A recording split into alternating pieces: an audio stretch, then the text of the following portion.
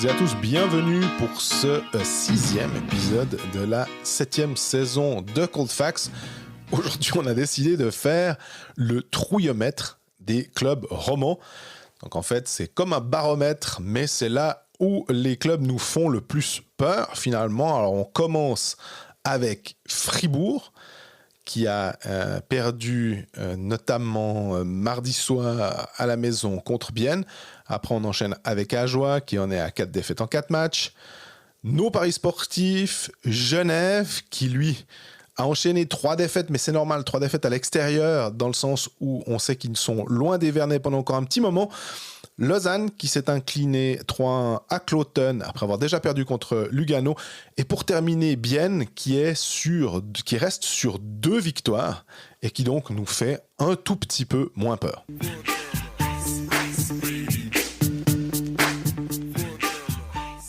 Salut Greg. Salut Jean-Fred, ça va ? Moi, ça va très très bien. Et toi, c'était le retour depuis la Zurich, c'est bien passé. Mais oui, petit coup d'œil derrière le rideau avant de parler des choses sérieuses. J'étais censé aller en Suisse allemande pour faire une interview, voire 2 même, ce mercredi. J'ai appris la veille que mon bon plan tombait à l'eau, que le club en question avait congé. Donc je pouvais pas me rendre à l'entraînement le mercredi et donc tant pis, mais c'est pas très grave. Donc je suis rentré après le match Zurich-Genève. Par chance, j'avais pas pris d'hôtel en Suisse allemande, sinon j'aurais eu un problème. J'allais dire, les chaînes d'hôtels de la région zurichoise, elles devaient pleurer parce qu'elles ont perdu un chiffre d'affaires là. Ah, un sacré chiffre d'affaires. Mon hôtel miteux de Spreitenbach, je pense qu'il va s'en sortir. Mais pour dire, pas miteux, j'exagère. Mais mon hôtel bon marché de Spreitenbach. Mais c'est cool. Comme ça, on est quand même en présentiel aujourd'hui et non en télé-podcast, ou je sais pas comment on peut dire ça comme ça, ce mercredi matin, le son est un poil meilleur. La fatigue est un peu plus présente, je vais quand même pas me plaindre, on a pu bien dormir, on enregistre un poil plus tard que d'habitude, merci pour ta flexibilité. Pas de souci, mais ça nous permettra quand même du coup alors, de parler des clubs romans. Exactement. Tu m'as dit, on va utiliser un terme, et comment on dit à César. C'est le trouillomètre. Voilà. C'est on va dans l'ordre du trouillomètre du club où c'est le trouillomètre est le plus haut à celui où c'est le plus bas. Mais donc on commence par Fribourg évidemment. Quand même, tu te dis, le championnat est vieux d'une semaine. Et on fait un épisode pour dire le trouillomètre des clubs romans. C'est quand même... Mais de septembre à décembre, on dit c'est important de bien commencer le championnat. Et là, on est en train de faire quoi ? De mal commencer le championnat. Donc si on n'en parle pas, c'est quand même un peu un problème. À part ça... Quand l'équipe gagne ses 4 premiers matchs, on dit « Ah, c'est important de bien commencer les points au chaud. » On connaît, on dit ça chaque année. Là, le problème, c'est que sur les 7 derniers, il y a 5 clubs romans. Les points au chaud, ils sont pas là. Donc oui, je trouve qu'il y a de quoi se poser des questions sur tous les clubs romans, mais justement c'est d'où l'importance du trouillomètre. Il est plus élevé à certains endroits que d'autres, on en parlera plus tard pour les autres clubs, mais oui, il faut se rendre à l'évidence, après 4 matchs, Fribourg-Gotteron a joué à Ajoie, il y avait 1-1 à la 50e, oui, on en a parlé la semaine passée, ils auraient mérité de gagner 4-0 après 2 tiers, c'était tout à fait ok, hein. Mais derrière, tu perds contre Langnau, tu perds contre Rapperswil, tu perds contre Bienne, oui, il y a 2 défaites après le temps réglementaire, complètement d'accord. Mais 2 défaites à la maison. Mais 2 défaites à la maison sur ton début de saison, ça fait un peu chenille. Et surtout, vu que tu as joué les faibles, je fais les guillemets avec les doigts, en ce début de saison, ça veut quand même dire que derrière, tu as des Zug et des Zurich qui vont arriver, tu as des grosses équipes. Et quand je parle de trouillomètre, le trouillomètre, au moment de prendre le bus pour aller à Cloton vendredi, c'est là où justement ça va être rigolo, parce que ils ont pas trop le droit de se planter à Cloton vendredi, non ? Non. Mais j'aimerais aussi, alors, là, le tableau, je veux pas dire que tu l'as noirci, mais... Non, j'ai posé le tableau. Exactement. Mais je trouve que il faut évidemment, on regarde les matchs. Je crois que le match contre Bienne, on est sur du 80-20 en termes de probabilité que Fribourg l'emporte. Si tu regardes les 3 derniers matchs, donc Bienne, Rapperswil et Langnau, j'ai volontairement mis de côté le match contre Ajoie. Et on en avait parlé de toute façon. Oui, mais même en termes d'expected goals, c'est 8,6 pour Fribourg et 6,2 contre. Donc ça veut dire 58% d'expected goals en faveur de Fribourg-Gotteron sur ces 3 matchs. Donc globalement dans le jeu, il y a juste à Langnau où Langnau est un tout petit peu plus, mais en même temps t'es à l'extérieur, ça se défend totalement, mais les 2 matchs à la maison contre Bienne et Rapperswil, défensivement c'est assez solide avec chaque fois 1,8 expected goals contre et 2,7 contre Rappi et 3,7 contre Bienne. Donc offensivement il s'est passé quelque chose à partir du 2e tiers, parce que ce premier tiers de Fribourg-Gotteron. Moi, j'étais à Zurich, j'avais l'écran à côté. J'étais sur le plateau des Bécalistes et Roland a répété 27 fois, sauf erreur, j'ai tenu le compte que le match était en direct sur la télé, donc j'ai regardé sur la télé. Salut Roland. Vivement le prochain match sur la télé d'ailleurs. Est-ce qu'il y en a un entre deux? Je crois pas. C'est le 4 octobre. Ouais. Je serai sur le plateau pour ce Berne-Fribourg. Avec Jess à la présentation. Jess à la présentation. Et là, l'invité, non, mais je crois qu'il est validé. C'est Jérémy Camerzin qui sera présent sur le plateau avec nous. C'est cool. Mais bref, donc il est sur la télé, donc j'ai regardé le match et j'avais vraiment l'impression. Des fois, tu sais, t'es un peu biaisé. Tu regardes un match, puis chaque fois qu'il y a un arrêt de jeu, je jette un œil. J'ai l'impression qu'il a bien attaqué tout le temps. Puis après, je suis allé voir les stats. Un shoot. Un tir cadré. Pour Fribourg. C'est dramatique. Et dans ce que j'ai vu après, j'ai encore regardé des extraits en arrivant. Oui, c'est pour ça que j'ai dormi un peu plus ce matin. Le premier tiers est un désastre. Et je n'arrive pas à comprendre comment tu peux à ce point mal rentrer dans un match. Derrière, ils se sont réveillés. Ils ont un peu plus généré d'attaques. Mais moi, je trouve ça quand même assez problématique. Est-ce qu'on peut pas aussi... alors, je ne veux pas me faire l'avocat du dragon plutôt que du diable, mais de dire, aussi, donnons du crédit à Bienne, on parlera peut-être après, évidemment, de Bienne, donnons du crédit, ils ont su bloquer, ils ont su faire en sorte, ils ont su faire déjouer Fribourg. Et à ce moment-là, mais après, je suis d'accord. Vu que tu as déjà 2 défaites, là, c'est un peu le moment de dire, bon, ok, Walmart qui dit, mais ça va venir dans la liberté, hein, ça va venir. Puis finalement, c'est venu, mais il y a 2 buts seulement, dont un très joli de Sorensen au passage. Il y a eu plusieurs buts de ces passes comme ça, avec des tirs sur réception. Mais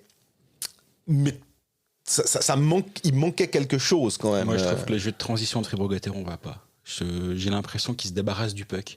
T'as l'impression que le puck leur brûle la palette et il y a peu de temps de possession en zone offensive, de qualité.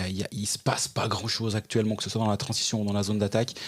Et il se passe pas grand-chose quand Dido est sur la glace. Moi, c'est ça qui me surprend ou qui m'étonne. Alors, si tu regardes depuis le début de saison, il y a 0 but en faveur de Fribourg-Gotteron avec Dido sur la glace à 5 contre 5. 0. En 4 matchs. Stéphane Rochette, hier, pendant le match... Alors, j'ai pas le son, j'ai que l'image. Dit, ce sont ses propos, qui dit « Dido, je trouve, maintenant, devient vraiment un joueur qui est très dangereux en powerplay. Sur des phases arrêtées, c'est un petit peu plus compliqué sur des phases de jeu. » Voilà, juste pour... Il se crée quand même un contre 1 avec Sateri qui était extraordinaire. À Langnau aussi, il me semble qu'il avait eu un... Donc ça je le dirais pas comme ça. Après, je fais tout à fait confiance à son expertise, mais je le dirais... J'ai pas ce sentiment-là. Par contre, là, c'est pas une question de sentiment, c'est une question de voir les shifts. Et tu vois du Dido qu'on n'aime pas. Du Dido qui fait une 40, quoi. Et qui revient les bras ballants au banc en traînant la patte. Et pourtant, il a 60% d'expected goals en faveur de Fribourg quand il est sur la glace. Donc les statistiques sont pas mauvaises quand il est sur la glace, mais il se passe pas grand-chose.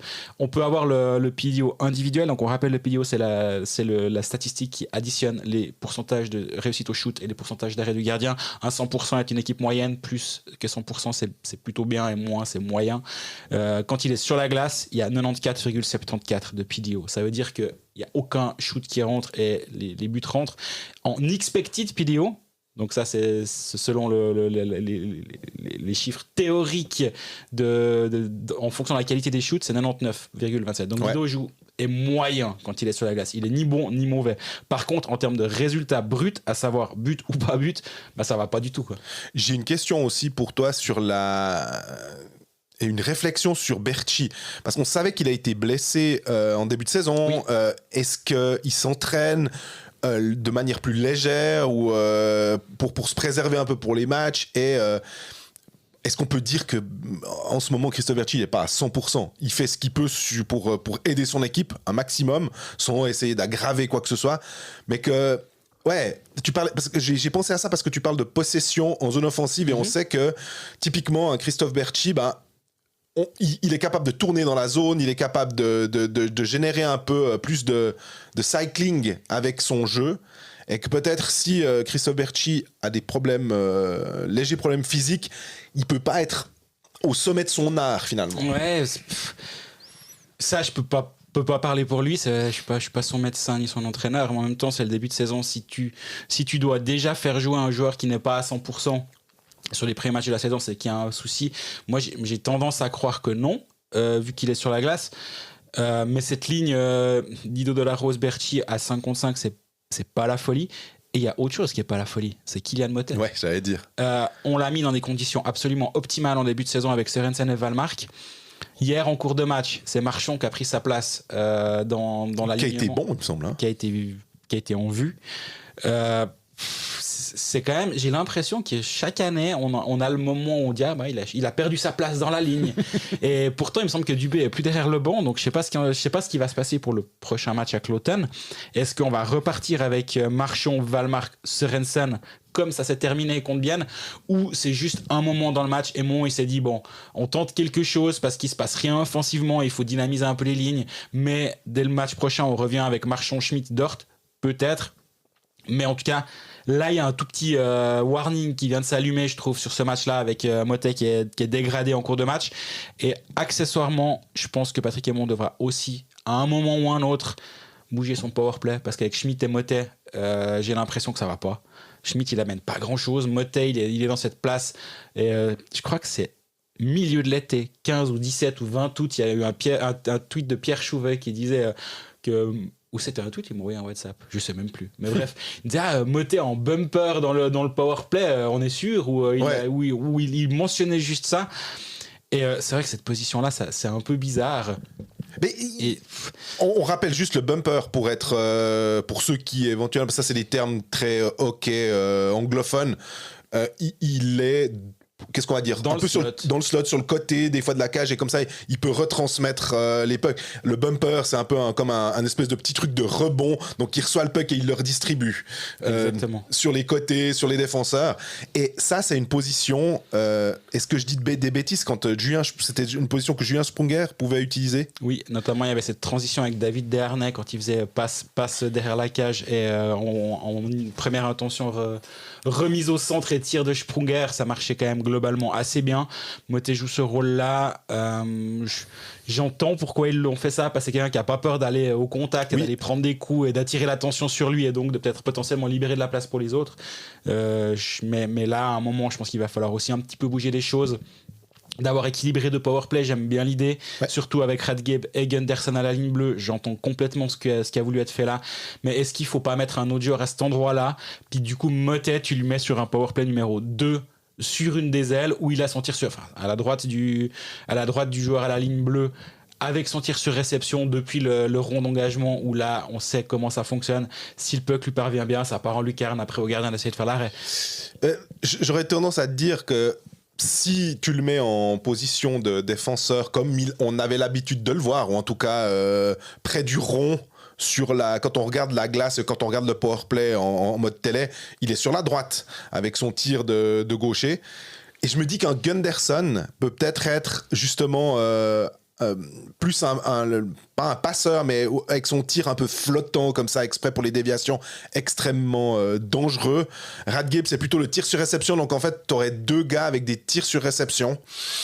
Je pourrais plus, mais en même temps, il y a Sørensen qui a marqué ce but-là, qui a cette place. Puis Sørensen, en ce moment, si tu me dis tu mets qui entre Sørensen et Motet, je dis, il faut même pas poser la question. C'est donc difficile de voir. Ça peut aussi être une option de changer tes défenseurs. Puis tu mets Radgeb avec Sørensen, puis tu peux mettre Gunderson et Motet. Cette connexion-là a très bien fonctionné par le passé pour justement trouver des lignes de passe sur Kylian Motet et le relancer à cet endroit-là. Mais en tout cas, une chose est sûre, Schmitt et Motet sur le powerplay avec les Suédois, même s'il y a eu un but en powerplay contre Bienne, le 2-2, ça laisse à désirer. En tout cas, comme on a dit au début de cet épisode, il y a quand même du positif, à savoir le pourcentage d'expected goals est en faveur de Fribourg, mais on n'a encore pas eu la déclaration de Pat Aymon nous disant c'est pas moi qui peux marquer les buts, etc. Est-ce que tu penses qu'elle viendra? Parce que ça, quand tu dis ça, c'est une façon de se moquer gentiment de Christian Dubé. Pas de se moquer, mais c'est un fait. Hein. C'est qu'on en arrivera peut-être à un moment au même constat. Un Fribourg qui domine, un Fribourg qui a plus de tirs que son adversaire, qui a plus d'expected goals que son adversaire, mais après on nous dira Ouais, bon, ils ont eu certes 25 tirs de plus, donc forcément, si tu accumules tous les expected goals, tu vas à un total plus élevé, mais au final, qui est là pour faire les petites choses qui vont faire la différence? On n'en est pas encore là. Pour moi, il n'y a pas le feu à Fribourg. C'est juste l'équipe où il y a le plus de warning depuis le début de saison. Pourquoi ? Parce qu'il n'y a pas de blessés majeurs. Ils ont un effectif qui est globalement au complet. Il y a juste eu le petit problème de Christophe Berchi, mais il n'a pas raté de match. Et c'est l'équipe qui a eu le calendrier le plus simple depuis le début de saison, avec que des adversaires, si ce n'est faible, en tout cas, soit Bienne, qui est plus ou moins censé être à sa hauteur, Rapperswil un poil en dessous, et Langnau et Ajoie. Et beaucoup de matchs à domicile sur les 4 premiers. Donc pour moi, c'est pour ça que Fribourg vient en premier. Comme on dit toujours, c'est le début de saison, on n'est pas là non plus pour tirer des conclusions définitives le 25 septembre, ça ne nous ressemble pas. Par contre, on peut voir qu'il y a un tout petit début d'incendie.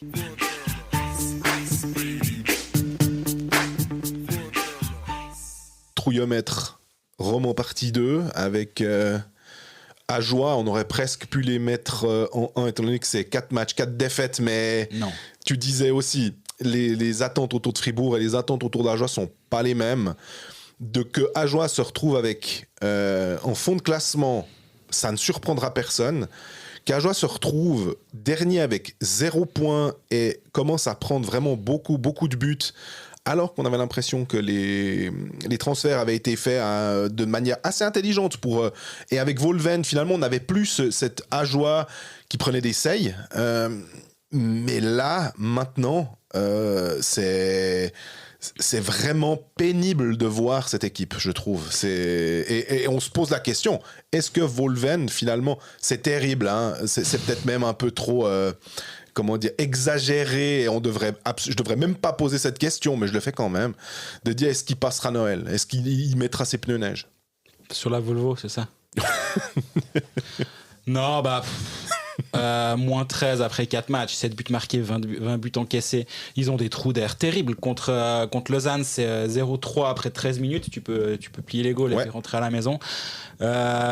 Contre Bienne, ils en prennent 2 en 30 secondes. Ça passe de 0-0 à 2-0. Alors oui, ils reviennent toujours un petit peu. Et il y a le 2-1, mais après, jamais ils ont été sérieusement dangereux contre Bienne. Contre Lausanne aussi, tu dis, ouais, bon, ils sont revenus à 5-3, la belle affaire. Ouais. Là, contre Rapperswil, ils font un bon premier tiers, mais derrière, ils s'en prennent 4 en à peine 10 minutes. Et il y a 5-0 dans le deuxième tiers. Bah, c'est une équipe qui a des énormes limites. Je veux dire, on n'est pas surpris, on n'est pas en train de dire qu'on s'attendait à ce qu'Ajoie joue le top 10. Mais là, il y a un problème, je trouve, dans le fond de jeu. Enfin, il n'y en a pas, c'est ça le problème. Ouais. Il n'y a pas de fond de jeu, moi, j'ai vu les 2 premiers matchs sur place et j'ai vu à la télé le match contre Bienne. Rapperswil, j'avoue que j'ai très peu vu, j'ai vu les buts et les statistiques évidemment. Qui sont pas si... les expected goals, si je dis pas de bêtises, il y a eu 6-2, mais on est plus proche du 3-2 ou un truc comme ça, non ? Si je dis pas de bêtises. J'étais étonné de voir... en me disant, ouais, mais attends, quand même, il y a eu un deuxième tiers à 5-0.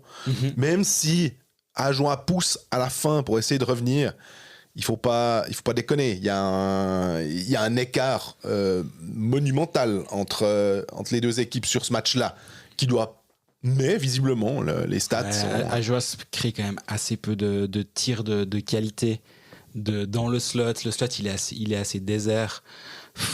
Ça peine, je trouve, à aller de l'avant.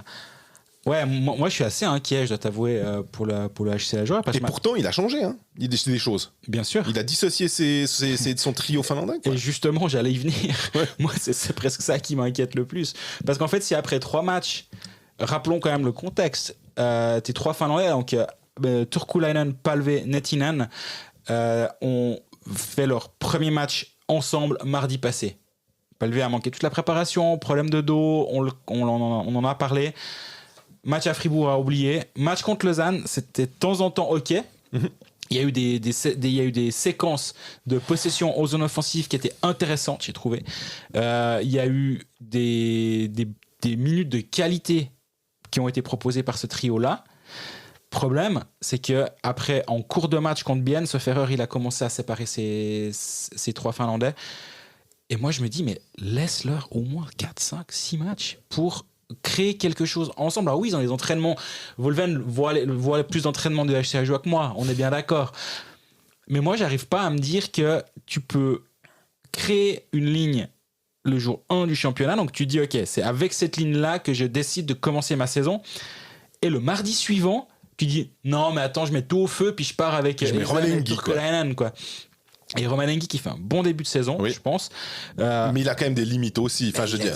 Et surtout, Palvé peut rendre meilleur Nettinen et Turkulainen de part et d'autre. Et Ajoa a besoin d'une ligne 1 très forte pour avoir une chance. C'est un très bon powerplay, boxplay. C'est sur ça que Ajoa a une chance chaque soir. C'est s'ils ont une ligne capable de marquer 1 ou 2 buts. Et après, tu joues l'égalité sur les 3 autres lignes ou en tout cas ligne 3 et 4. Ta ligne 2, tu sais jamais, mais De Vos, c'est quand même très compliqué. Mais en tout cas, si tu as une première ligne forte et un bon powerplay, tu peux avoir une chance. Pas tous les soirs peut-être, mais assez souvent. Et là, en voulant diluer son talent, en voulant directement tout changer, moi, j'arrive pas à comprendre ce choix, honnêtement. Il se dit qu'il doit... La question aussi, c'est d'avoir deux potentielles lignes. Parce que je me disais aussi... Alors, tu dis, oui, ils doivent avoir une première ligne forte, c'est obligatoire. Mais c'est difficile d'argumenter contre ça. Par contre, à un moment, quand tu joues contre des bonnes équipes, et il y en a quand même un paquet en National League, quand si tu bloques cette ligne-là, t'es quand même tranquille après avec les autres, parce que tu peux mettre, toi, ta ligne, peut-être tes lignes plus fortes sur des lignes plus faibles à jouer. Et sans être un maître tacticien, j'ai l'impression que s'il y a autant de buts qui sont marqués comme ça, c'est parce qu'ils arrivent tous à trouver la parade contre d'autres lignes aussi. Puis après, finalement, peut-être que même cette ligne finlandaise, elle est bonne offensivement, mais est-ce que défensivement, voilà, parce qu'on lui demande beaucoup. Mais en fait, moi, si mardi passé, sur l'alignement à Fribourg, j'ai Palvé au centre de Pedretti et Jonathan Eisen, Romanengi au centre de Nettinen et Turkulainen et De Vos au centre de Sopa et Vekaktins, et c'est ça le line-up du jour 1, je peux te le défendre. Je peux dire, ok, donc je vois ce qu'il a voulu faire. Ouais. De Vos, il se rend compte que ça va pas suffire à ce niveau-là. Ok, très bien, on le met au centre de 3. On va lui demander de jouer à 0 et puis de pas prendre de but quand tu le caches, entre guillemets. Ouais. En tout cas, t'en as moins besoin offensivement. Romanengi, Nettinen, Turkulainen, ok, Romanengi, il est capable de les faire jouer. On dilue un petit peu le talent sur les 2 premières lignes. Palvé, Ezen, ok, Pedretti, c'est un buteur, tu l'as fait venir comme ça. Je peux totalement le défendre, ce line-up. Celui qui a eu sur la glace à Rapperswil, d'ailleurs. Hein. Mais moi, ce que je peux pas défendre ou je peux pas comprendre, c'est ce changement en une semaine. En fait, c'est ça qui est agaçant, c'est que tu dis, mais alors pourquoi tu l'as pas fait directement surtout avec la blessure de Palvé qui fait qu'il n'y a eu aucun moment pour se préparer ensemble et pour leur laisser du temps. Et là, ils ont eu aucun temps. Ça veut dire quoi ? Ça veut dire que donc là, ils vont se prendre une saille à Rapperswil, très bien. Prochain match du HC Ajoie, il se passe quoi ? Tu continues comme ça ? T'accueilles Zug ?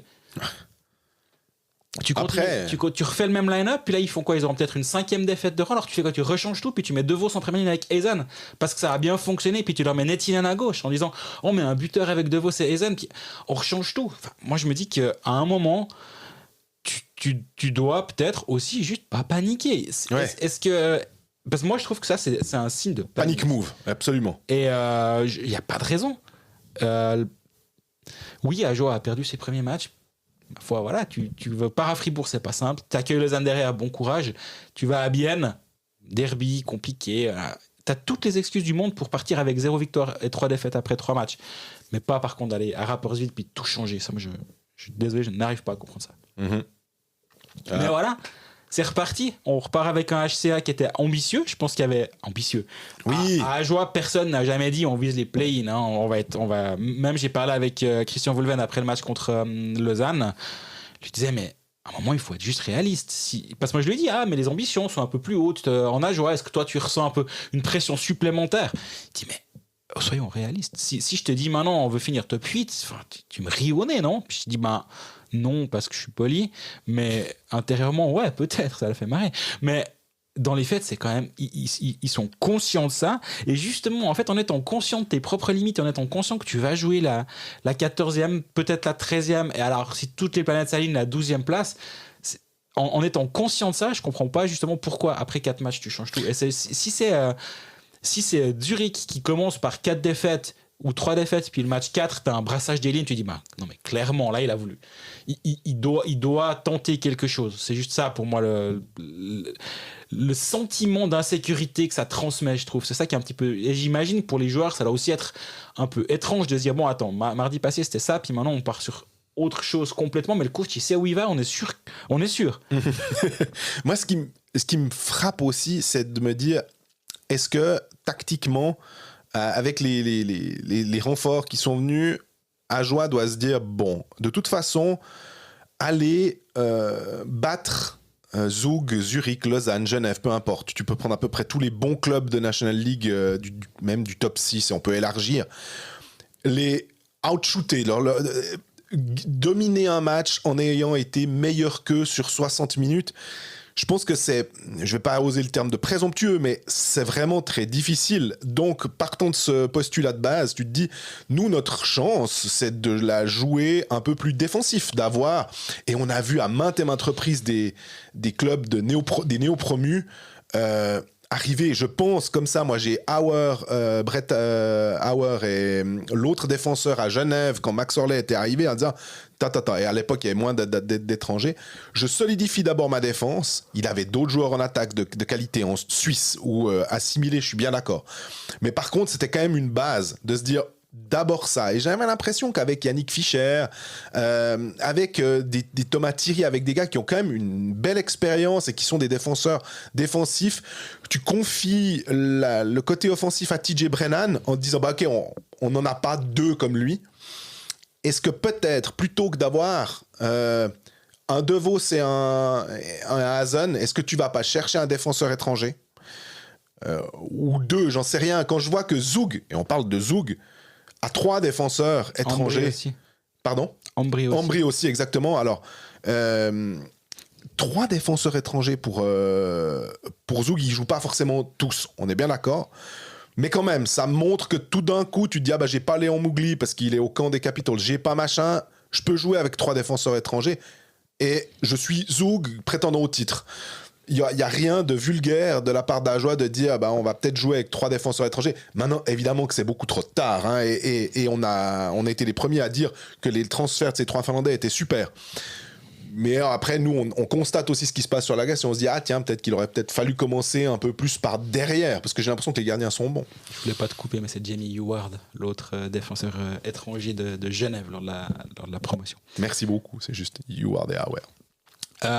Ouais. T'es passé de Patrick Auer à Brett Auer assez rapidement d'ailleurs. C'est une très belle transition et je propose qu'on passe à autre chose avec Ajoie qui joue donc à la maison contre Zug et qui va à Langnau samedi. Jouer sport, un jeu de la loterie romande. Nos paris sportifs, on a... C'est un peu le carnage ce début de saison, hein. Ça va dans tous les sens. J'ai quelqu'un, non il nous écoute pas, il n'a pas le temps pour ça, qui m'écrit tous les jours de match, alors ce soir, et ces derniers matchs je lui ai toujours dit mon sentiment, et hier je lui ai dit c'est un champ de mine ce début de saison, on touche rien. Si j'avais dû lui dire quelque chose, et ça tu sens que tu as un peu d'expérience gentiment. Si tu dois, sur le papier, tu dis Langnau-Davos à Langnau, ils vont gagner. Après, j'étais là, il me semble que les Langnau-Davos, c'est toujours le chenille. 7-0. Voilà, la tournée. Je lui aurais dit quoi d'autre ? Je lui aurais dit Lausanne à Cloton, facile. 3-1 pour Cloton. Ouais. Et peut-être, j'aurais dit les buts à Lugano-Berne. Et là, ça a passé. Ça, à la limite, j'aurais pu lui dire. Ou, non, mais Zug, j'aurais pas dit, il n'y aurait pas eu de cote. Mm-hmm. Ambry, Rapi à la joie non plus. Mais Ambry aussi, souvent Ambry et Zug, ils sont. Alors c'est pas un derby comme Lugano, mais par contre c'est un truc où ils sont. Derby du Gothard. Voilà, mais par contre même ils sont. Zurich, quand tu vois Genève aller là-bas avec une demi-équipe et 2 quatrièmes lignes, tu dis ouais bah Zurich ils vont mettre l'écart à Genève. En fait, vraiment, ce début de saison, tout ça pour dire que voici nos pronostics pour vendredi. C'est surtout que si on reprend la semaine passée, t'avais dit Berne, tu les sentais bien contre Cloton. Berne à Cloton, ouais. Et ça s'est pas passé comme j'ai prévu. C'est parti au penalty, hein, en prolongation, non penalty. Et puis j'avais dit Lausanne en Ajoie. Moins avec, 1, donc Lausanne gagne avec plus d'1 but d'écart. Lausanne a gagné avec plus d'1 but d'écart. C'était rigolo quand il y avait 4-0. Là, j'ai un ami qui m'a écrit il passe bien ton pari. Puis après, quand il y avait 5-3, il m'a dit t'as un peu la trouille. On est toujours dans le thème du trouillomètre. J'étais là, ouais. C'était plus chaud, on va dire. Mais c'est passé cette semaine. On a donc cette vendredi. Semaine, je prends une option. Ajoie Zug, Zug -1 à 1,90. Voilà, c'est la fin de cette séance, cette capsule Paris sportif. Et tu verras que tout d'un coup. Mais bien sûr, toute cette qui se prolonge. Non, vas-y, excuse, je t'ai coupé pour dire une bêtise. Non, mais Ajoie Zug, effectivement, comme match, qui peut être intéressant. On a il y a 3 clubs romans qui jouent. Oui, c'est bien ça. Non, 4, pardon. Il y a Ambry-Bienne. Ça, typiquement. Difficile, et Ambry qui a été gagné à Zug, on aurait peut-être tendance à se dire mais Bienne est sur une meilleure phase. Ce Cloton-Gotteron, tu te dis Gotteron va quand même bien une fois se réveiller, et puis Lausanne-Berne, et puis après Zurich-Langnau, ça c'est le truc historiquement on touche pas. Surtout à Langnau. Zurich, ouais. Langnau, c'est un cas. Zurich a 1,45, Langnau a 4,75. Ça, je pense que c'est effectivement un peu compliqué. Fribourg a 2,05 à Cloton, tu l'as dit. Ça pourrait être une piste de réflexion, mais en même temps, j'arrive pas à leur faire vraiment confiance pour le moment. Ludo Weber est excellentissime en ce début de saison. Depuis le début de saison, il est fort. Hein. Vraiment très fort. Mais quand on dit ça, on a l'impression qu'on se dit on a levé un lièvre. Oula, on a dit un truc spécial. Enfin, c'est tellement normal que ce soit un super gardien. La question qui se posait, c'était pas tellement de savoir s'il était bon ou pas bon. C'est de dire dommage qu'il soit allé à Cloton finalement d'une certaine manière, parce que vu certains postes de gardien, tu te dis est-ce qu'il n'y aurait peut-être pas eu moyen d'aller dans un club plus intéressant si tu veux pour lui. Le timing a fait que il était sous contrat avec Zurich. Donc même si, j'en sais rien, moi, Zug tape à la porte et dit « Bonjour Zurich, vous nous lâchez Ludo Weber, s'il vous plaît ?»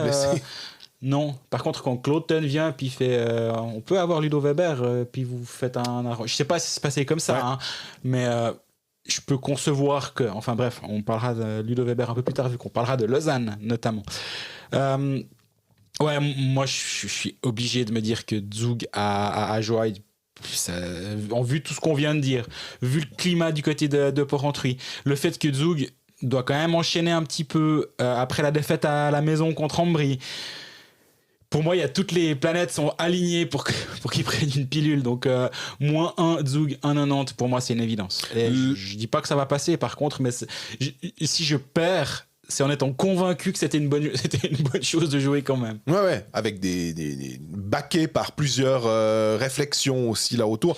Juste, tu as parlé de la cote de Fribourg, la cote de Bienne à Ambry. Bienne est à 2,50 à Ambry actuellement. Ouais, je trouve que c'est presque bas, si pour dire comme ça. À 3, j'aurais pu me dire... Et puis la cote de Lausanne contre Berne 1,70. À domicile à 1,70. Berne a plus de 3 contre 1. Ouais. Moi, il y a un truc qui m'intéresserait presque, c'est Ambry-Bienne, les buts. C'est 2 équipes qui potentiellement peuvent aller de l'avant, peuvent marquer quand même plein de buts. Et plus de 5 buts et demi, ça veut dire que dans le match, en 60 minutes, on rappelle, il doit y avoir 6 buts au minimum. Et c'est à 1,85. La question là où je pourrais te rejoindre là-dessus, c'est de se dire, Bienne, c'est quoi le match d'après ? C'est le samedi à domicile contre Genève. Donc, est-ce que Sateri, Janet, est-ce que tu offres un des matchs à ton deuxième gardien ? Qui est quand même Sateri, on a vu, il est solide. Est-ce que si c'est Janet, peut-être qu'il y a plus de chances qu'il débute ? Voilà. Ça peut être aussi une réflexion à mener. Lausanne-Berne, sans doute que ce sera Apache aussi au goal, peut-être. Est-ce que tu confies le filet à Keller, à Rapperswil ? Mais ça va être difficile pour Lausanne, mais ça on en reparlera aussi après. Je regarde les matchs du lendemain pour voir un peu s'il y a une tendance qui peut se dégager. Et Donc pour l'instant, on a une certitude, et toi, tu te tâtes encore, c'est ça ? J'aime beaucoup ton Ajoie ton Zug moins. Oui, j'aimais beaucoup ton Lausanne -1 la semaine passée. Voilà. Donc, c'est pas que toi qui peux aller gagner de l'argent à Porrentruy. Désolé. Bon, de toute façon, vous retrouverez tout ça sur nos réseaux sociaux vendredi matin pour voir quels auront été nos choix définitifs. Jouer sport, un jeu de la loterie romande. Trouillomètre partie 3. Genève Servette, qui ne fait que des matchs à l'extérieur. on commence à le savoir. Le temps que les Vernets soient, je sais pas, assainis, ou en tout cas qu'ils puissent de nouveau jouer dedans. D'accord. Non. Donc jamais, ouais. Quel coquin. Une défaite à Zurich 2-1 après prolongation, qui fait suite à une défaite à Davos après prolongation. Un but d'un défenseur. À Davos, c'était Onka après une vingtaine de secondes qui va partir tout seul. Magnifique but.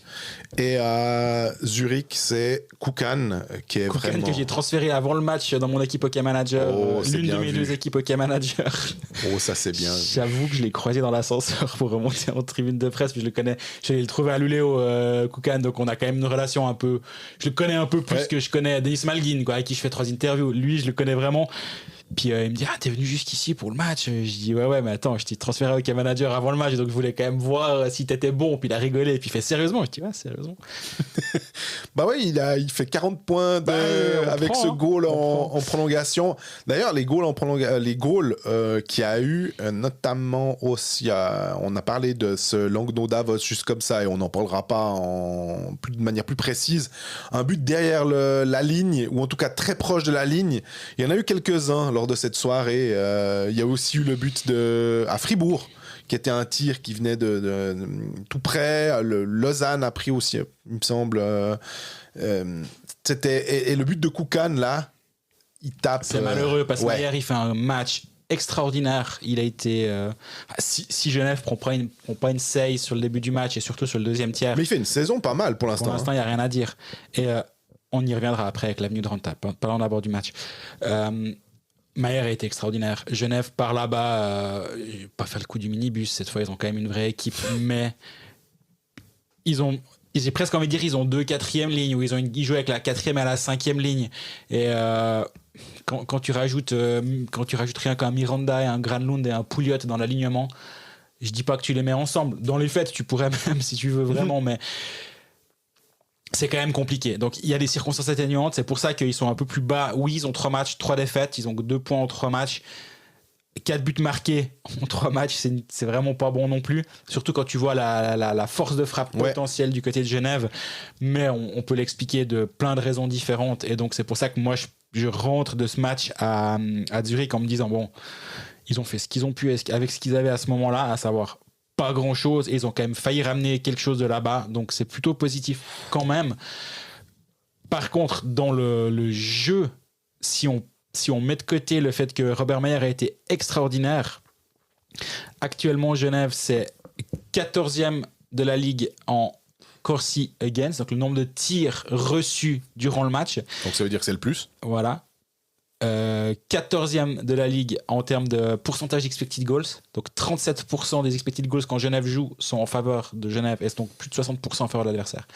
Genève est dernier en expected goal for avec 1,94 et dernier en expected goals against avec 3,24. Donc Genève, c'est l'équipe qui concède le plus de chances, qui en se crée le moins de chances et qui prend le plus de shoots, pas que des chances, les shoots également. C'est début de saison difficile. Après, voilà. C'est un échantillon qui est vraiment faible. C'est 3 matchs à l'extérieur, c'est 1 match à Lausanne, c'est 1 match à Davos, c'est 1 match à Zurich. C'est pas un calendrier facile pour commencer tout à l'extérieur. Donc on peut l'expliquer, mais dans les faits, c'est pas extraordinaire ce qui se passe sur la glace. Non, mais là aussi, quand tu as résumé les blessures, et d'ailleurs Granlund c'était un petit peu spécial parce qu'on a l'impression qu'il allait pouvoir revenir. Et finalement, ils veulent pas le rusher, j'ai l'impression. C'est exactement ça. En gros, si c'était le match 7 des playoffs hier à Zurich, Granlund était clairement sur la glace. Et pas que lui, je pense. Il manquait aussi Roger Carrère qui a eu la naissance d'un enfant et donc qui est resté au chevet de toute sa famille. Et donc, il sera lui aussi sur la glace samedi du côté de Bienne parce que Genève sera encore sur la route. Et je pense que Pouliot, Miranda, Carrère, Granlund, s'ils ne sont pas sur la glace, ils seront encore plus proches, mais je pourrais imaginer qu'il y ait des retours samedi, ce qui va quand même sacrément aider Genève pour ce déplacement à Bienne. Les seuls absents long terme, ça on l'a appris depuis l'épisode de la semaine dernière, c'est Cavalieri, qui est absent 5 à 6 semaines. Et c'est Gauthier Desclous, dont le mystère autour de la blessure est entier. il ne va plus jouer pour pour Genève avant un bon moment. Ok, ça doit être un terme médical celui-là, je pense que j'ai pas bien compris. Il a la bon momonite. Oui, selon notre médecin, il va pas jouer pour un bon moment. Ok, ça avance bien la science. Tu sais, la petite croix rouge comme ça, puis c'est écrit un bon moment. Pour un bout de temps, alors. Hein. et on rigole pas de sa blessure, on rigole du wording, évidemment, et Noah Rudd, évidemment, oui. on ne le compte même pas pour l'instant, vu que c'est repoussé à 2025, selon ce qui avait été dit il y a plusieurs semaines. Pour pallier la blessure de Gauthier Desclous, Genève a engagé Antti Raanta, gardien de NHL. Il n'a pas rejoué en Europe depuis la saison 2012-2013. C'est un gardien. Des gardiens qui ont une aussi longue expérience en NHL. Alors, il n'a pas initié de match. Mm-hmm. Il jouait, on va dire, entre 20 et 40 matchs par saison. C'est quand même pas mal, en fait. Ah ouais. Et des gardiens avec ce CV-là qui débarquent en Suisse, j'ai pas l'impression qu'il y en a eu beaucoup. Hein. Non. Il y a eu Koskinen, finalement. Mais là aussi, Koskinen, c'était pas aussi exceptionnel que ça. Il y a eu des bons moments. Il y a aussi eu des moments où je pense que les fans de Luganais étaient là. Ouais, puis il y a eu des moments où il a qualifié son équipe tout seul pour les playoffs. Donc, c'est des gardiens qui peuvent justement tout changer sur un match. Antti Raanta était présent à Zurich, était sur le banc, vu que Granlund n'est pas là, il a pu jouer le rôle de gardien remplaçant, et donc ça climate, et j'ai parlé un petit peu avec lui. J'ai croisé dans l'ascenseur. Non, j'ai demandé à l'interview, puis il rigolait, il a dit mais j'ai pas joué, qu'est-ce que vous voulez que j'aille faire des interviews, puis on dit non mais va quand même, et il est arrivé, je dis mais t'inquiète pas, on va pas parler du match, on va parler de ton arrivée, on va parler de toi, on va parler de tout ça, puis il était très sympa, et on a pu, justement je lui ai dit tu verras, toutes les patinoires sont pas comme celle de Zurich. J'ai pas donné de nom. Je pense que les Vernets, il a déjà vu. Hein, donc je pense qu'il sait déjà un peu que c'est pas tout comme à Zurich. Mais tout ça pour dire que c'est évidemment, sur le papier, un immense coup d'engager Antti Raanta. Et en même temps, je me dis quand même que l'année passée, la gestion des gardiens à Genève, on en a beaucoup parlé, avec l'arrivée en cours de saison de Kinora. Alors la nuance près, c'est que oui, Gauthier Desclous était à un moment blessé. Là, mais c'était pas pour un bon moment, c'était blessé, je crois que c'était plus court terme, mais bref, globalement Desclous est fragile, mais tu avais quand même Robert Mayer qui lui était fragile aussi, mais dans son jeu. La gestion des gardiens, on l'a pas mal thématisé l'année dernière, ça a coûté cher à Genève Servette. Est-ce que vraiment c'est une grande idée d'arriver avec un gardien étranger en début de saison dans les pattes d'un Robert Mayer? J'ai envie de te dire, je peux le défendre clairement parce que ça va te permettre de reposer Robert Mayer certains soirs, ça va te permettre de faire jouer une certaine concurrence quand même, et en même temps je me dis mais il y a l'expérience de l'année passée dans un coin de la tête qui me fait me dire warning. Ce qui fait que quand tu parles de reposer Robert Mayer, c'est vrai que maintenant, à l'heure actuelle, avec 2 matchs par semaine, c'est pas maintenant que ça va être vital. Par contre, effectivement, quand il y aura ces matchs qui ont été annulés maintenant parce que les Verts ne sont pas là puis qui ont été remis plus tard, il y aura certainement quelques semaines qui seront un tout petit peu plus chargées au niveau du calendrier. Là, je peux comprendre que ça sera intéressant. Maintenant, la question avec Antti Raanta, un étranger, une licence, il y en a 6 que tu peux mettre sur la glace. On enlève qui si on est du côté de Genève? Alors, on va toujours partir du principe que tout le monde est en santé chaque soir, oui. Et que forcément certains auront peut-être un jour off de temps en temps où il n'y aura pas besoin d'être blessé ou suspendu pour avoir un soir congé. Mais Lennström est quand même la victime numéro 1. Je veux dire, tu te passes pas de Vatanen, même s'il n'a pas de réussite, tu te passes pas de Spacek et ta triplette finlandaise. J'ai quand même l'impression qu'elle va jouer. Donc, Lennström est un petit peu le désigné surnuméraire, désigné volontaire pour aller en tribune. Mais là aussi, il y aura un tournus. Raanta va pas jouer 100% des matchs, Mayer va en jouer également. Donc, ça, c'est plutôt un bon problème à avoir, même si, encore une fois, moi, je suis obligé de me dire que l'expérience de l'année passée doit nous avoir doit allumer quelques petites lumières. Après, je me mets aussi à la place d'un Marc Gauthier qui fait ce choix d'engager Antti Raanta en cours de saison, très tôt dans la saison. Ouais. Je pense que des gardiens de ce calibre-là sur le marché, il n'y en aura pas un par semaine. C'est quand même un gardien qui a comme on l'a dit, qui a une riche expérience de NHL, qui débarque après 12 ou 13 saisons là-bas en ayant été gardien titulaire dans certaines franchises. Enfin, c'est du très solide. Genève va pas être le seul club. Je parle que de la Suisse, mais il y a sûrement d'autres pays. Hein. C'est pas le seul club qui va peut-être tôt ou tard chercher un gardien étranger. J'allais te dire, est-ce que c'est pas aussi une façon de l'empêcher d'aller ailleurs? Moi, c'est ce que je pense aussi. Alors, non, ça répond à un besoin, clairement. Mais si c'est un renta vaut mieux que deux tu l'auras. Je sais pas comment on peut dire ça comme ça. Mais au moins, il est sur le marché. Oui, peut-être que tu le payes un mois plus tôt que ce que tu avais imaginé. Mais est-ce que ça vaut pas la peine de faire le move maintenant? Et là, encore une fois, on se laisse surprendre par la gestion des gardiens. L'année passée, ça n'avait pas fonctionné. Donc, j'arrive pas à ne pas y penser au moment d'envisager cette arrivée d'Antti Raanta. Par contre, je me réjouis de le voir sur la glace. C'est un sacré calibre quand même. On n'a pas beaucoup des gardiens comme ça. Et on a vu l'année passée un Simon Hrubec qui est un gardien top niveau, à quel point il peut te décider des séries. Alors tu me diras, Zurich n'a pas gagné que parce que Simon Hrubec devant le but, on est bien d'accord. Mm-hmm. Mais qu'est-ce qu'il a été fort en play-off et qu'est-ce qui peut te faire la différence justement. Et on a aussi vu que d'avoir deux bons gardiens à un moment ou à un autre, ça peut faire la différence quand Genève devient champion. C'est aussi parce qu'à un moment, durant toute la saison, ils ont eu deux gardiens. Desclous et Mayer avaient été très bons en play-off. Desclous commence très bien les play-offs. À un moment, ils prennent cette décision qui... Si on avait enregistré un podcast entre la sortie du line-up à Lugano et le début du match à Lugano, on aurait dit c'est n'importe quoi, on comprend pas, j'exagère. Ouais. Mais on aurait quand même posé plein de questions. Mais d'avoir ces deux cartes-là fait que tu peux jouer. On rappelle l'année passée Lausanne. Lausanne part son match 1 des playoffs à Fribourg avec Kevin demi-finale, ouais. Avec Kevin Pache devant le filet pour laisser un soir off à Connor Hughes. En face, Fribourg n'avait pas ce luxe-là. Je ne dis pas que ça aurait tout changé si Fribourg part avec son gardien numéro 2, le match 1 ou le match 2 de la série contre Lausanne, ou alors après le match en triple prolongation, t'envoies ton gardien numéro 2 pour donner un soir off à ton gardien numéro 1. Fribourg n'avait pas cette option-là. Là, Genève en aura une. Lausanne l'avait l'année passée. Et c'est vrai que ça peut, à un moment ou à un autre dans la saison, faire la différence. Mais moi, ce qui me fait rire, c'est quand je t'entends dire Hrubec, qu'est-ce qu'il était fort en play-off. Si Hrubec pète, c'est Tsumbul. C'est pas le même, la même limonade, on va dire, de l'avoir devant le filet. Donc, ça permet de justifier, de dire ah ouais, mais c'est super quand t'as un gardien numéro 1 qui est si fort comme Hrubec. Ah ouais, mais c'est super d'avoir deux gardiens, parce qu'un A, un B, parce que comme ça, s'il y en a un qui est moins bon, tu peux faire jouer la main chaude. Au final, il n'y a que les gagnants qui ont raison, finalement. Et Hrubec, c'était la bonne solution.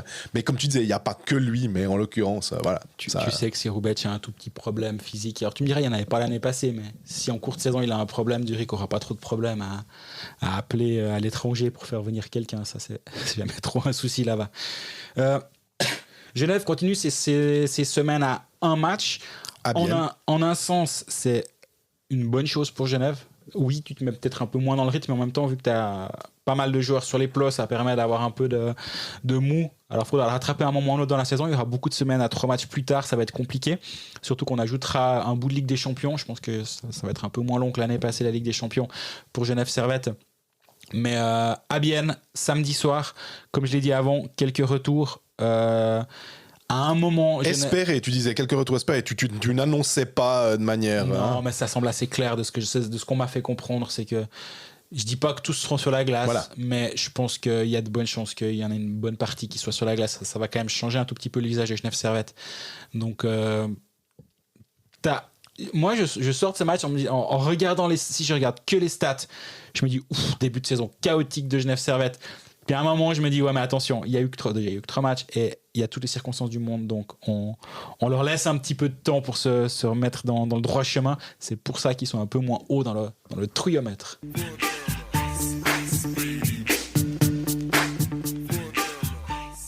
Quatrième partie du trouillomètre roman.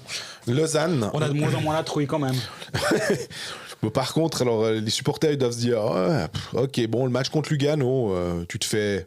Je sais pas si tu te fais rouler dessus, mais en tout cas, Lugano méritait amplement sa victoire. Rien à dire, c'était un très très bon Lugano. J'étais impressionné par ce Lugano. On est plus habitué à voir Lausanne se faire dominer de la sorte, je trouve. J'ai été surpris de ce match-là. Absolument. Et puis alors, ils n'ont pas été dominés à Cloton, parce que c'est eux qui auraient mérité, dans l'absolu, de repartir avec, en tout cas, si ce n'est 3, en tout cas 2 points. Mais voilà, 2-3 petites erreurs. Hein. Miro Altonen qui est pas mal, qui revient un peu, on va dire, dans une forme hockey manageresque, où il peut être intéressant. Et ouais, il a pas. Et puis un Ludovic Weber aussi, vraiment très très bon à Cloton. Et ça fait que Lausanne a perdu 3-1 après avoir été battu par Lugano à domicile. Donc ça fait 2 défaites de suite. Il n'y a pas péril dans la demeure. Non, il n'y a pas péril dans la demeure, absolument pas. Surtout si on se rappelle du début de saison de l'année passée avec Ward, où c'était aussi Lausanne, c'était pas génial. Je pense que Lausanne a quand même. Alors, est-ce qu'on a sous-estimé. Je suis pas en train de faire des grandes conclusions non plus, mais est-ce qu'on a sous-estimé quand même les nombreux changements qu'il y a eu durant l'intersaison?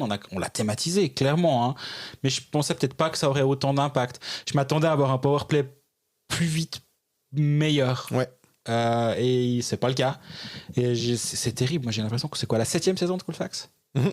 Est-ce qu'on a parlé une fois d'un bon powerplay lausannois? Ouais, mais surtout, je pense que la saison 1 de Colfax, on disait ouais, mais le powerplay Lausanne, ça fait 10 ans que c'est la merde. Et c'est terrible d'avoir ça. Et j'arrive pas à comprendre parce que c'est pas une question de personnel. Je veux dire, c'est des joueurs qui sont censés être bons dans cet exercice-là. C'est pas une question de coaching. Si on prend les 7 dernières années, ça s'est succédé à la bande du Lausanne HC, donc c'est pas une question de personne. Si c'est les Courteau qui a un mauvais powerplay pendant 7 ans de suite, tu dis bon, au bout d'un moment, machin, il veut pas se secouer. Là, c'est pas le cas. Donc là, encore une fois, on comprend aussi l'aspect nouveau joueur. T'as 2 blue liners différents, t'as Bayreuther et Sklenicka. Lui, par contre, j'en attendais beaucoup. Je l'ai convoqué dans mon bureau de hockey manager parce que je pense qu'il va prendre la botte au prochain changement de valeur, lui. Ouais. Non, à part ça, hockey manager mis à part, il se passe pas beaucoup de bonnes choses quand il est sur la glace et il se passe pas mal de mauvaises choses quand il est sur la glace. Et malheureusement, est-ce que c'est que sa faute? Je ne pense pas. Par contre, il a pas une influence positive sur le jeu depuis qu'il est là et je m'attendais à ce qu'il en ait une vraiment, rapidement. Et pour l'instant, dans la lutte interne, on va dire, entre Bayreuther et Sklenicka, Bayreuther me fait un peu meilleure impression. Même s'il a des fois des phases où il perd des pucks. Absolument. Mais moi, je m'attendais à un Sklenicka meilleur que ça. Donc pour l'instant, je suis un peu déçu. Il a joué que 4 matchs en Suisse. Il faut lui laisser du temps. Il a encore le temps. Ok, Major a moins le temps, mais lui, il a encore du temps. Clairement, la saison est vraiment très longue. Lausanne peut aller le gagner, ce match à Cloton, clairement. Mais c'est difficile d'avoir un powerplay pendant 6 minutes et d'être à ce point inefficace. C'était assez triste, j'ai trouvé. Et surtout ça, et quand tu joues à l'extérieur contre un gardien qui est vraiment bon, tu dois le faire plus bouger, tu dois le mettre plus en danger. Et c'est pas arrivé. Et je trouve que c'est un petit peu décevant. Et t'as l'impression que Cloton passe en tête, mais 2-0, il revient à 2-1, Lausanne. Tu dis, mais là, voilà, la machine, elle est lancée. Ça va passer l'épaule. Est-ce qu'ils se le sont dit eux-mêmes? Je ne sais pas. Mais toujours est-il que maintenant, ça fait une nouvelle défaite pour le LHC. Alors, j'ai pas le trouillomètre très haut, on va dire, parce que je pense que c'est une meilleure équipe que ça du côté de LHC.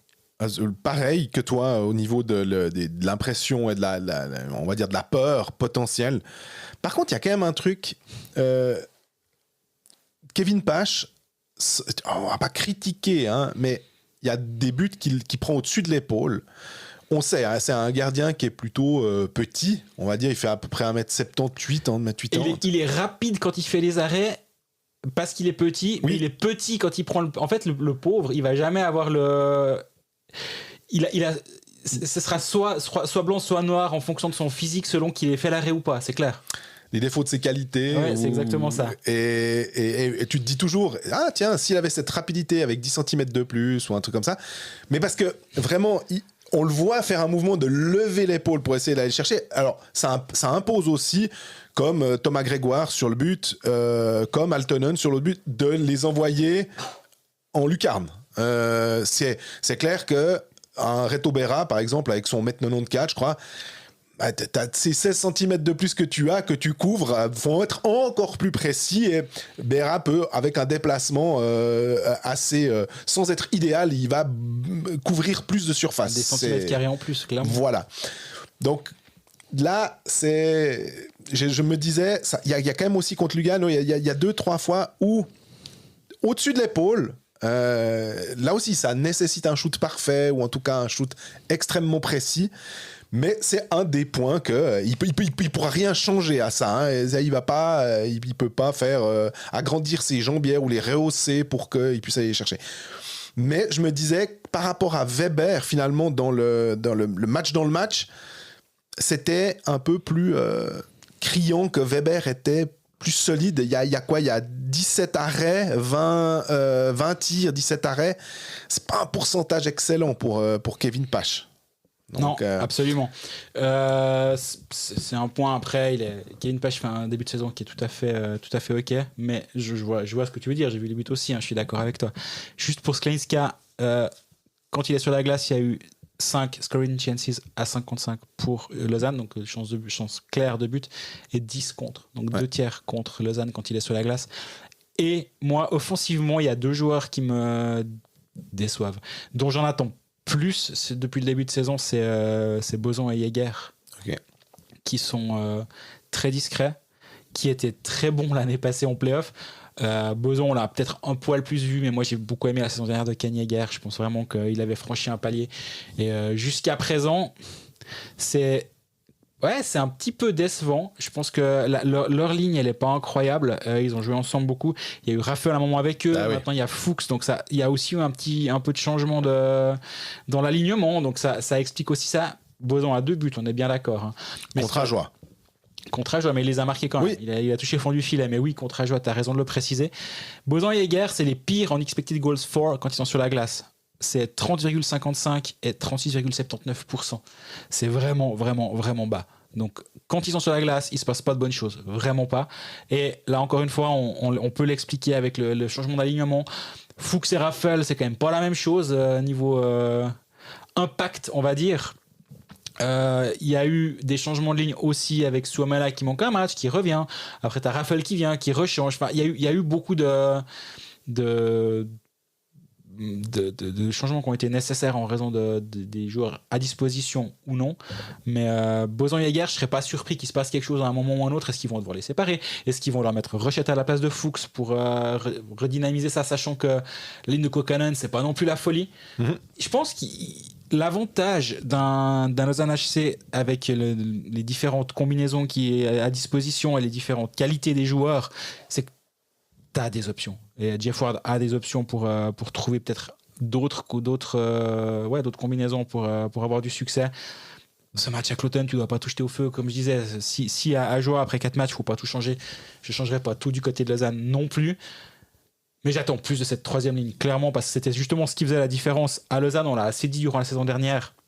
C'était ces buteurs suisses qui amenaient énormément et qui amenaient ce secondary scoring qui a fait la différence à certains moments, notamment en demi-finale contre Fribourg, où tu avais justement des Jäger, tu avais des Boson, tu avais Ria, tu avais ces buteurs suisses. Fuchs avait été excellent également, Rochette avait été bon. Et c'est ces joueurs-là qui avaient permis à Lausanne de faire à ce point la différence avec Fribourg-Gotteron. Alors, tu parlais de Ria. Moi, je pensais que quand tu as dit Fuchs et Boson et Jäger, la petite déception, moi, je te dirais, Ria... il a signé son nouveau contrat, donc quand tu dis c'est pour dire, parce que le contexte, on va dire, c'est ceux qui disent quand il a signé un gros contrat, il peut s'endormir, maintenant c'est bon, il sait que les 6 prochaines années c'est tout bon, Moi je regarde les stats, hein. Voilà. Avant son contrat, c'est 2 matchs 3 points. Depuis, c'est 2 matchs 0 points. Je suis désolé. Mais c'est surtout qu'il est avec... Il va sans dire que c'est l'ironie. Voilà, il est avec Suomela et Oksanen, mais t'attends un peu, et ça passe aussi par le powerplay, de se dire que le droitier qui est capable de faire la différence contre Cloton, il n'y a pas péril en la demeure, mais peut-être que dans ce genre de match, d'avoir à un moment tes stars, ou en tout cas tes joueurs étoiles qui font la différence, qui arrivent à juste créer... On parlait de... même de Langnau, quand tu regardes ceux qui marquent les buts, tout d'un coup, tu as juste les étrangers, les gars qui viennent comme ça, ou un Koukan. Enfin, je m'attendais un petit peu mieux de sa part, mais que 4 matchs, l'échantillon est vraiment faible. Et avoir à domicile après contre Berne, ça peut tout à fait repartir, quoi. D'ailleurs, là, c'est souvent une des phrases qui revient assez régulièrement dans la bouche de certains entraîneurs, c'est j'ai besoin que mes meilleurs joueurs sur le papier soient mes meilleurs joueurs sur la glace. Tu regardes qui marque pour Cloton, tu l'as très justement dit, c'est les étrangers, c'est tes leaders, c'est Thomas Grégoire, c'est Daniel Odette et c'est Miro Aaltonen. Et c'est là où c'est ces joueurs-là qui ont permis à Cloton de faire la différence. Côté Lausanne, c'est un but, c'est Andrea Glauser, mais justement les Kuokkanen, les Oksanen, les Suomela sont pas là en termes de scoring. Pajuniemi aussi, même si je pense que lui, je suis pas loin de gentiment me chauffer sur lui. Je pense vraiment qu'il est... Il y a quelque chose, hein. Ouais, j'ai vraiment cette impression-là. Tu me diras, j'ai pas non plus l'impression de sortir un truc complètement fou. Même si je trouve qu'en termes en termes de points, il est pas là, on est bien d'accord. Mais disons, en 4 matchs, je vois où on veut en venir avec ce joueur et je me réjouis de voir comment il va évoluer. Et l'œil, hein, de pas faire simplement de regarder les stats, mais de se dire c'est comme Oksanen finalement, on voit aussi le potentiel et on peut comprendre pourquoi John Foust a voulu le réassocier à Suomela. Tu disais aussi avant, il faut pas tout changer. L'avantage, on va dire, de Lausanne jusqu'à présent, c'est plutôt que d'avoir un trio finlandais comme à Ajoie, c'est que tu as des duos, on va dire, Oksanen, Suomela, Kuokkanen, Pajuniemi, et puis Jäger et Boson. Puis finalement, en fait, tu as Ria, Fuchs et Rochette. Est-ce qu'ils sont interchangeables? Tu peux aussi mettre peut-être des fois un Ugly qui est plutôt buteur, si tout d'un coup il décide de se réveiller. Mais ce que je veux dire, c'est que tu as ce tournus en ayant au moins 2 pièces que tu n'es pas obligé de bouger et que toi après tu peux ajuster avec tes gars. Mais j'ai l'impression que ça, 5 contre 5, c'est une chose, mais on l'a assez dit. Il y a aussi le powerplay. Et sur un match comme ça, si le powerplay va mieux, Lausanne serait sans doute reparti avec plus que 0 points. Ouais, je suis d'accord. Et le prochain match contre Berne, et puis le déplacement d'après, c'est à Rapperswil. Le traditionnel raclé à Rapperswil, c'est comme ça que ça se passe, non? Rapperswil, ça veut dire raclé dans dialecte saint-gallois. Ou en finnois, peut-être, je sais pas. Sur les 3 dernières saisons, Lausanne a joué 12 matchs contre Rapperswil, 4 matchs par saison. Il y a eu 1 victoire dans le temps réglementaire. Je sais pas ce qui s'est passé ce jour-là. Ils ont gagné 3-2. Et il y a eu 11 défaites. C'est incroyable. 3 points sur 36, 21 buts marqués, 54 buts encaissés. T'as l'impression que c'est la bête très noire. C'est 3 ligues d'écart. C'est chaque fois un match de coupe, t'as l'impression. Et par contre, on va relativiser un peu. Je vais justement faire un peu l'analyse dans ma newsletter de jeudi. T'as aussi l'impression que c'est 10 pile ou face consécutifs et ça fait 10 fois pile. Puis tu dis, ouais, mais attends, ça va pas venir face une fois. La probabilité qu'on fasse tout le temps pile, ça va pas. Enfin, oui, ça peut arriver, mais en même temps, quand même pas vraiment de manière aussi excessive. Sur les 2 dernières saisons, Lausanne a un expected goals favorable par rapport à Rapperswil. C'est 13-9, 13-8 en leur faveur la saison dernière, c'est 13-8, 11-3 la saison d'avant. 21-22, ils se sont fait latter toute la saison, 6,3 à 14,2 expected goal, donc c'était clair. Ouais.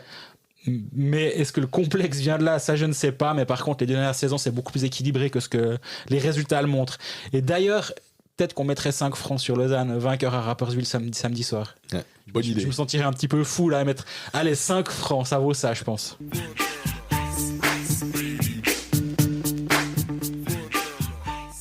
On termine notre trouillomètre par Bienne, qui est allé gagner à Fribourg, qui avait battu Ajoie aussi. Et est-ce que Bienne nous fait à ce point-là pas peur, où on est vraiment à ce point-là à se dire que Bienne a enfin lancé sa saison, après avoir effectivement perdu contre Rapperswil. Une victoire contre Ajoie, on peut être en droit de l'attendre du côté de la Tissot Arena.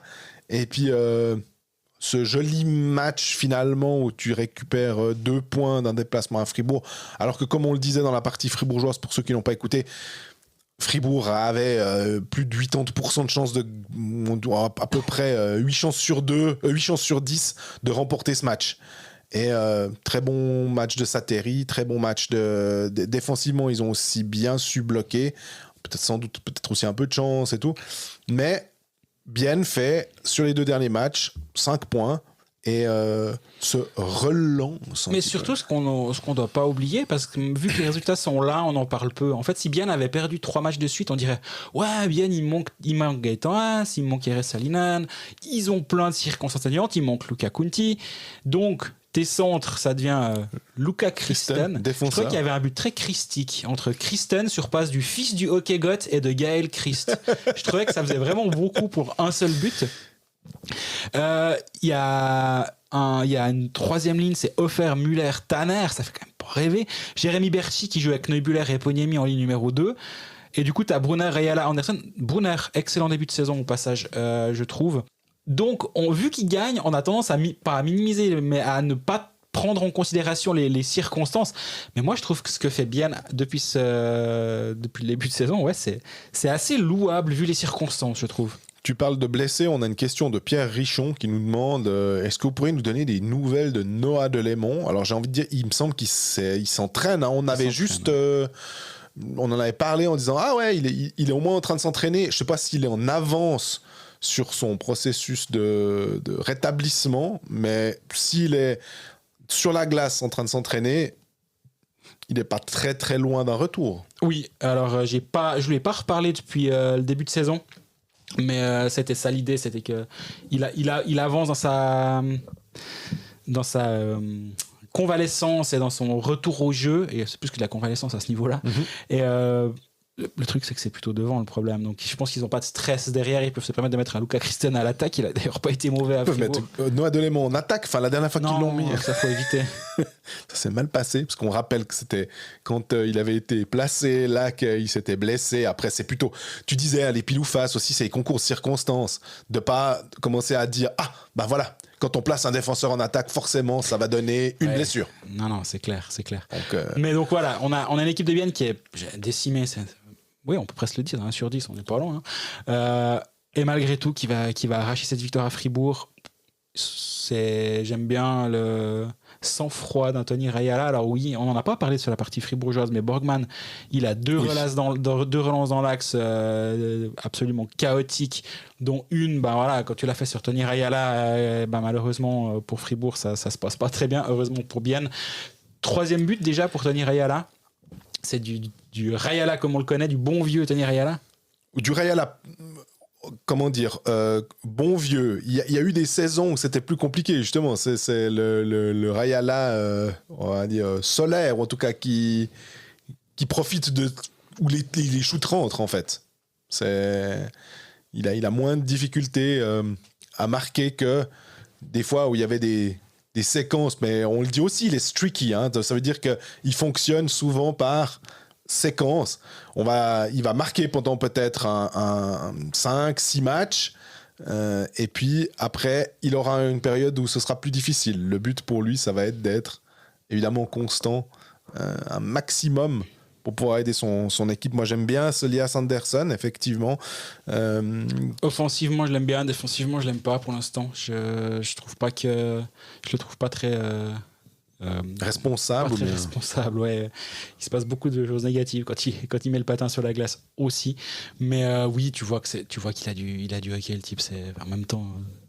T'es pas drafté top 10 en NHL par hasard. Le talent, ça n'a jamais été ça le problème le concernant.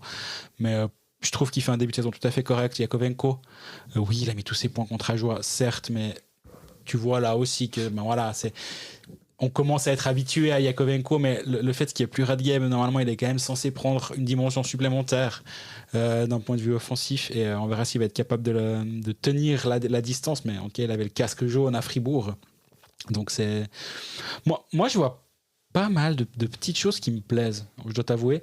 Et ce premier tiers, on a parlé dans la partie fribourgeoise avant où j'avais dit que c'était chaotique le premier tiers fribourgeois avec un seul tir cadré. Si on prend l'autre face du miroir, on va dire ça comme ça, tu peux aussi dire alors, le premier tiers, il s'attendait à ce que Fribourg sorte vachement fort à la maison, à 9000 spectateurs, 30 000 fondus vendus, etc.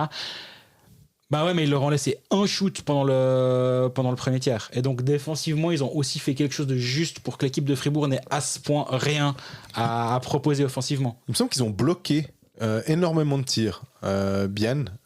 C'était aussi le cas il y a eu pas mal de tirs bloqués par Cloton contre Lausanne.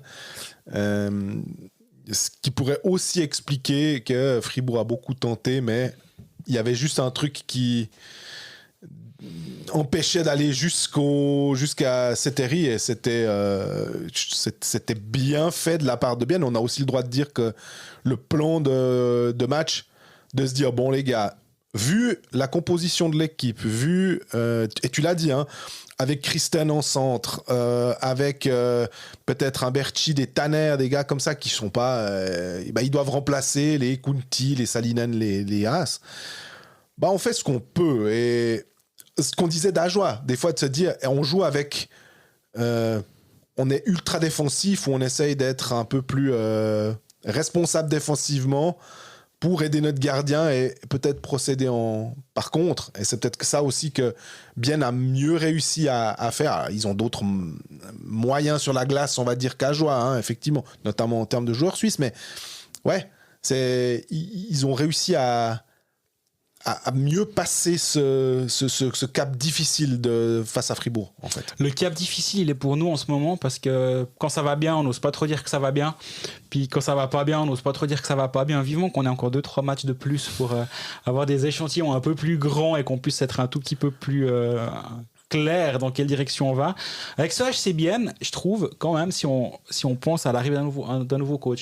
Et justement, en plus de ce qu'on a dit avant, c'est mouvementé et t'as pas l'impression que ça l'est tant que ça. Je trouve que les matchs se déroulent assez pas paisiblement, mais Rapperswil fait un début de saison. Tu te rappelles Rapperswil d'il y a 15 ans ou il y a 10 ans où ils faisaient tout un début de saison incroyable. Ouais, mais alors Rapperswil, comme on disait. Voilà, ils vont perdre à Rapperswil, ils perdent contre Zurich à la maison en étant plutôt bons. Ils gagnent le match qu'ils doivent gagner contre Ajoie, ils se font un tout petit peu peur, mais pas grand chose. Puis là, ils vont gagner à Fribourg. Moi, je me réjouis de voir les 2 matchs du week-end avec un déplacement à Ambry. En direct sur Blick, tiens, vu que Roland nous a martelé le match sur la télé, je fais la même chose, il n'y a pas de raison, en direct sur Blick vendredi soir, le Ambry Bienne, et le lendemain réception de Genève. Et là, ça va être un joli week-end pour le HC Bienne. Il va quand même falloir qu'il y ait 1 ou 2 retours parce qu'avec ce line-up là, ça va pas tenir longtemps, j'ai l'impression. Tu parlais des retours à Genève en disant que sur les 4 joueurs, il y avait de toute façon Carrère, effectivement, vu que c'était une naissance, il sera de retour. Est-ce qu'à Bienne, on peut espérer avoir éventuellement quelqu'un ? Selon le journal du Jura, d'avant-match Fribourg-Bienne, Gaëtan a patiné lundi. Et sans maillot distinctif, ils ont été dans l'attente de voir comment ils réagissaient à cet entraînement. Donc c'était visiblement pas suffisant pour jouer contre Fribourg. Je peux le concevoir avec quelques jours d'entraînement de plus jusqu'à vendredi. Donc pas de Gaëtan ce mardi, mais ça semble proche. Reinhardt repatine également. Et Saline en a même fait un petit tour sur la glace, mais lui il est encore absent quelques semaines. De Lemon est pas encore prêt à tenir sa place non plus, et je pense que Kunti ça devrait pas durer du day to day ou un truc comme ça, absolument. Donc oui, la cavalerie et pas celui de Genève, l'autre est en approche.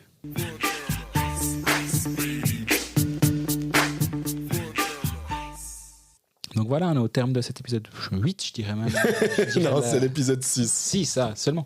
L'épisode 6 de la saison 7 de Cold Facts. Merci pour votre fidélité. Merci pour vos questions auxquelles on essaie de répondre lorsqu'elles nous arrivent. Certains nous écrivent au moment où on a passé leur clé. Le cas aujourd'hui, on a une question sur Fribourg qui nous est arrivée après l'enregistrement du passage sur Fribourg. Donc désolé Gaëtan, on l'a reçu juste après, mais on la garde dans un coin de la tête, ne t'inquiète pas. D'ici la semaine prochaine, n'hésitez pas à nous poser vos questions. L'idéal, c'est avant 10h, même 9h30, ça dépend quand je rentre la veille, le mercredi matin. Comme ça, il y a une chance si elle rentre dans notre déroulé, qu'on la prenne. Sinon, on la garde sous le coude, il n'y a pas de problème. N'hésitez pas à vous abonner sur Spotify, sur Apple Podcasts, SoundCloud ou YouTube, où vous voulez. Nos réseaux sociaux, on est présent sur Instagram, Facebook, Twitter. Twitter, t'es toujours pas présent sur Snapchat et sur... Non, non. pas. Bon, alors on a que ces trois-là. Sur Threads, mais par Voilà. contre, ça...